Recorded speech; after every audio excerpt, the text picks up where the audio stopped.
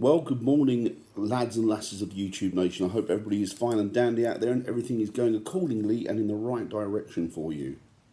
Now, I wanted to sit down today and make a video regarding credibility of hauntings, or the credibility of someone's assessment on a haunting.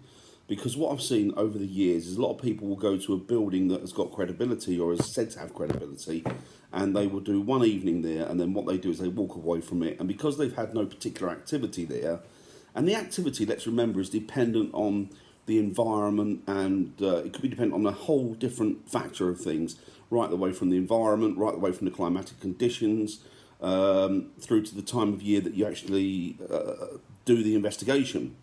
So, you know, it may be a case of they're there at the wrong time, or one of those factors is actually missing, and so the whole puzzle isn't together, and therefore they're not actually they're not experiencing any particular activity.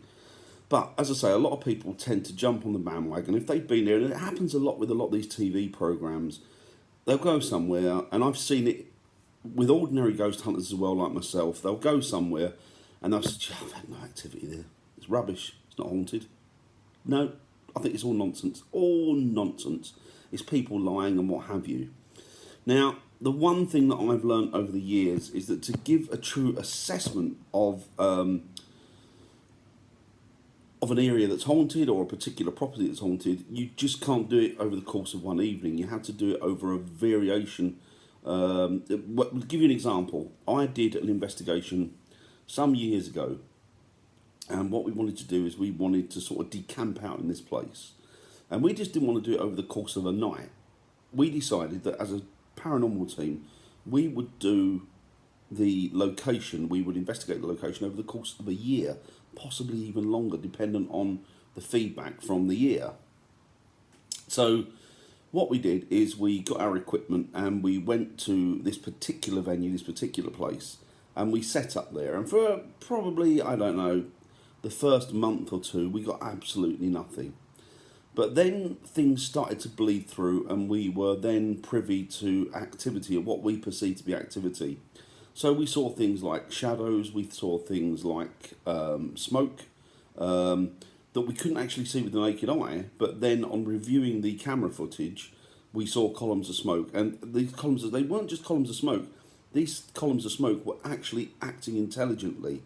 So they were moving from, there was 3 investigators standing up on a mound looking down into the remnants of what was a church or a chapel. And you'll see one of the investigators, and she will say, "There's a smell near me. There's a real strong smell of something near me, sort of dust and books or what have you." And then it moves from her and it moves to the next investigator, and then you'll hear the next investigator saying, "Yeah, it's near me now." And then the first investigator says, "Yeah, it's not near me anymore." So it moves. So you're getting the investigator's credibility, because the investigators are telling you, not seeing anything with the naked eye, because obviously it says it's on review, but they're actually explaining what's happening to you without kind of any sense of what's going on, apart from the smell that they're getting. And then there's a third investigator thrown into the melee as well. And once again, that investigator picks up the smell moving to him from the second investigator. And now the second investigator and the first investigator can no longer smell it, if that makes any sense. I know this for a fact because I was the middle investigator. So anyway, that's the type of thing that you're looking for. But we didn't experience that in the early days. It took us, as I say, a good couple of months before we started to experience any activity, and we started to log down what we thought was possible activity before exploring and looking into the avenue events that led up to it, after it, and also during the course of it.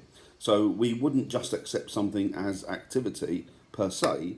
We would then go into looking at the credibility of what we thought was activity by, I guess, we drained all the resources. We checked everything out thoroughly, not once, not twice, not 3, but 4 times. And it was checked out as a group, and it was also checked out as individual investigators. So we would go away and come to our conclusions and come back.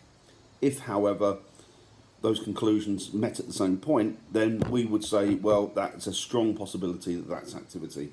We can't tell you it's activity. No one can really tell you it's activity.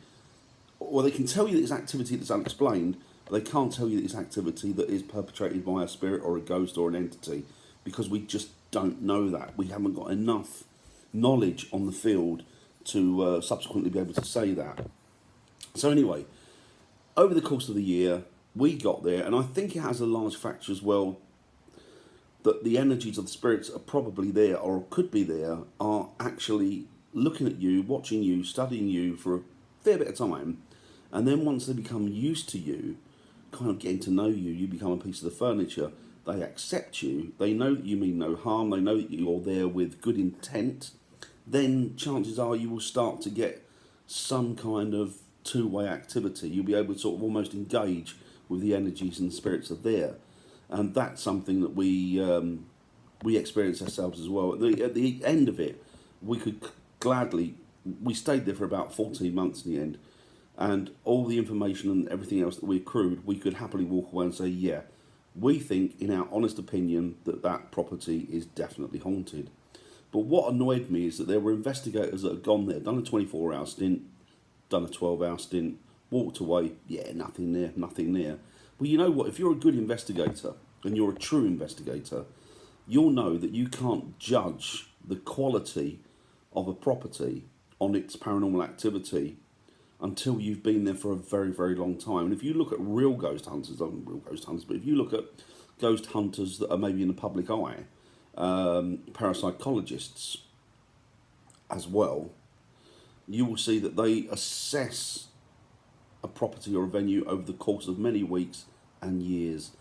Perfect example is Harry Price with Borley Rectory. He didn't just go in there for a week or two, he didn't go in there off the cuff now and again. He took the property over, he rented it from the owners once the previous incumbents had left, purely and simply for the basis of doing a full-time, uninterrupted, lockdown study of that property with as little or without any kind of outside influence. So it was a real secure property. And these are the factors that you need to put in place when you're going to do an investigation.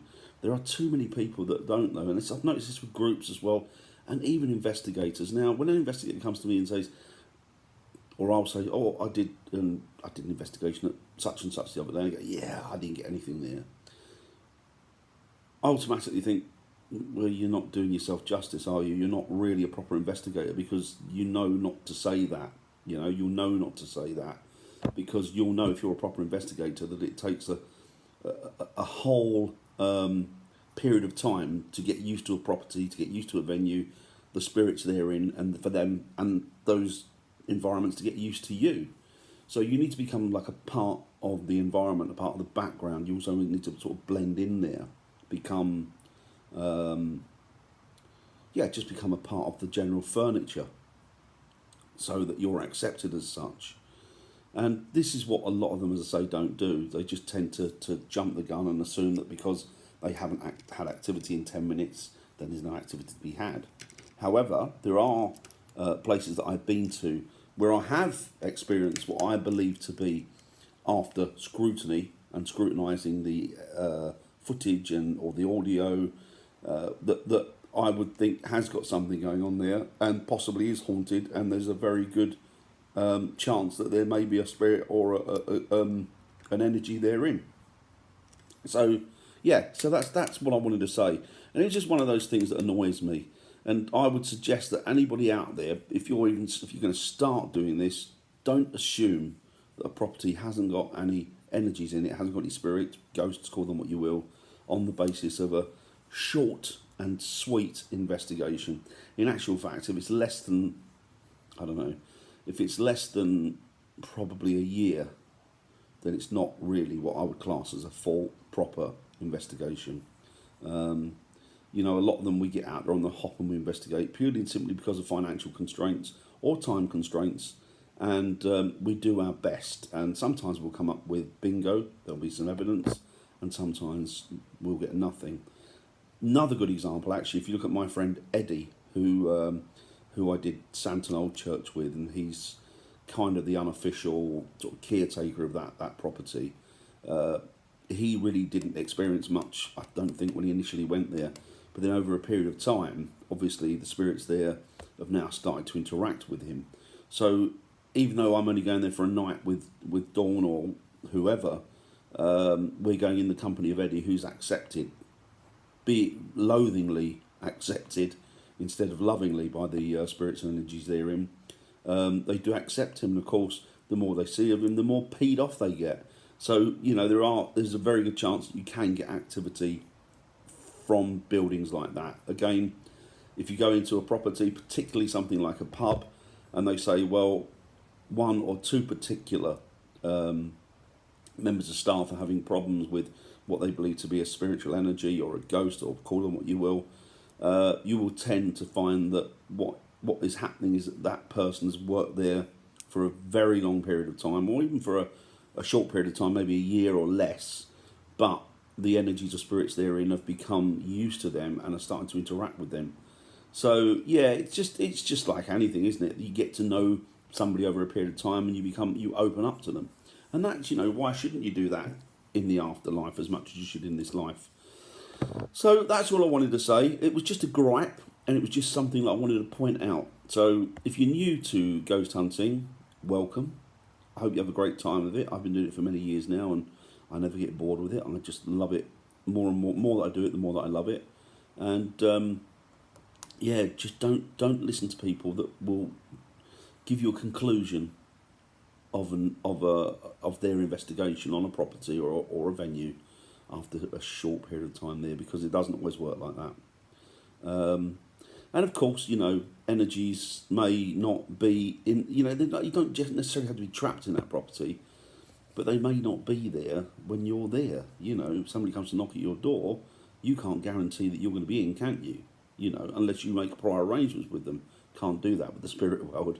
So there you go. Anyway, I've just rambled and ranted on. I hope it made some sort of sense. Hope you understand it. I've got an investigation I'm going to this weekend with a very good friend of mine. Going to keep that as a bit of a surprise. And yeah, I shall upload it, hopefully, all being well, next week. So just take care, guys. Enjoy your ghost hunting. Happy ghost hunting. And always show respect to those spirits, because they are, at the end of the day, people. Take care, guys. See you soon. Bye.